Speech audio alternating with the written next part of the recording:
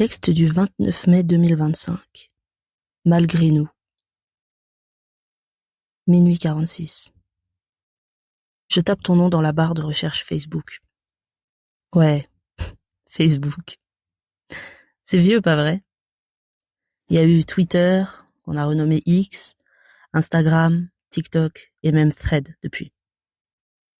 Et moi, je te cherche sur Facebook. Je ne me rappelle plus de ton pseudo parce que, même si on a été les meilleurs amis du monde pendant plus de 10 ans, il était bizarre. Comme t'avais aussi ce compte avec ton nom et ton prénom, j'ai regardé. Évidemment, t'as plus posté dessus depuis une décennie, alors y a rien d'intéressant. Je regarde les profils de tes amis pour espérer tomber sur celui que je cherchais à la base et avec lequel tu es active. Oh, ta sœur a une fille. Ta mère vend toujours ses bijoux. Et ça marche? Je regarde le profil de cet ami qu'on avait en commun. Cette belle époque où on était encore un trio. Qui aurait parié que ça tournerait aussi mal? Après, elle a changé, et toi aussi. Vous êtes restés amis, pas moi. J'ai l'impression d'être la seule qui ne progresse pas.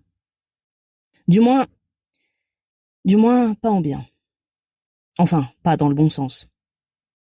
À la base, je cherchais ton profil parce que... c'est bête, hein. J'étais là, dans mon salon, il faisait nuit dehors, il était tard, et dans le vacarme de ce silence un peu trop fort, cette phrase. Je me demande ce qu'elle devient, qui claque subitement dans mes pensées. Est-ce que t'es encore en couple avec ton mec? Ce raté? Ouais, tu le sais que je ne l'ai jamais apprécié. En même temps, vu ce que tu nous en racontais... enfin bref, on va pas refaire son procès. Et notre pote de fac, tu vis encore chez lui? Ouais, dans cet appart avec sa copine et l'autre PNJ. C'est ça que je voulais savoir aussi. Professionnellement, est-ce que tu t'en es sorti? T'as trouvé un boulot? Tu t'y plais? Parce que chez eux, c'est gratuitement que tu logeais. Je me souviens quand tu m'as dit que t'avais emménagé. Tu dormais sur leur vieux canapé de déglingué. Et puis ce jour où on est passé parce que tu me l'as proposé. Et que pendant qu'on buvait un café, t'as laissé ton mec m'humilier. Ensuite aussi, quand tu m'as confié que ce pote, ouais, celui chez qui tu logeais, bah, tu avais le béguin pour lui et parfois tu le draguais. Il y avait sa copine qui vivait là, mais tu t'en fichais. Sympa. C'est là, je crois, que je l'ai ressenti pour la première fois. La cassure. La déception. La gifle que tu te prends mentalement quand la personne que tu croyais connaître te surprend.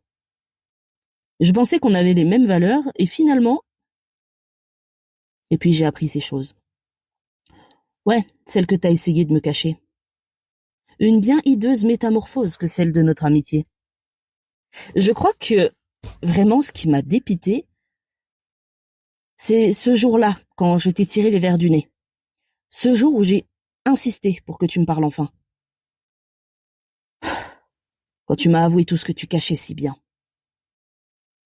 J'ai pris la décision de te laisser ici. Y a pas eu de réflexion, c'était mieux, c'était ainsi. Ta seule réponse, en une phrase, aura été « Du coup, si je comprends bien, tu veux mettre un terme à notre amitié ?» J'ai répondu oui, et tu n'as même pas cherché à me retenir. On s'est séparés là, chacune avec sa valise de souvenirs. Je fais comme si j'y pensais plus parce que, c'est vrai, c'est devenu rare. Même s'il est vrai aussi que c'est plus dur qu'on veut bien souvent le faire croire. Je regarde parfois les vidéos qu'on prenait pour rigoler. Je regarde derrière moi, souvent, comme pour me rassurer. Mais t'es plus sur le chemin, celui qu'avant on partageait. Et même si je repense souvent à tous ces projets qu'on avait, on ne se tiendra plus la main face au reste, tels les amis qu'on était. Chacune sur sa route, face à ceux qui la guettent, on ne se croisera plus jamais. Parfois, je me demande si tu penses à moi, si tu regrettes, s'il y a encore un peu de ma voix qui résonne, lointaine, dans ta tête. Une blague, un film, un mot qui te ramène en arrière. Ce temps où on était si proches, avant que tes choix foutent tout en l'air. T'es parti d'un côté, moi de l'autre. C'est dommage. Me mentir fut ta seule faute, alors partir était plus sage.